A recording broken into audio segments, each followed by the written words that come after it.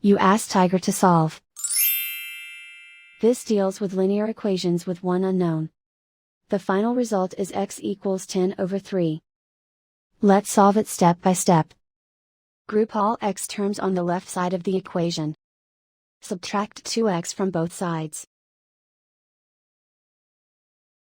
Group like terms. Simplify the arithmetic. Group like terms. Simplify the arithmetic.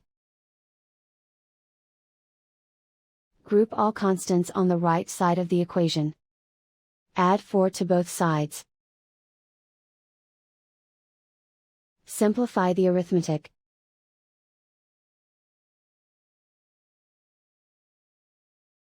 Isolate the x. Divide both sides by 3. Simplify the fraction. And so the final result is x equals 10/3.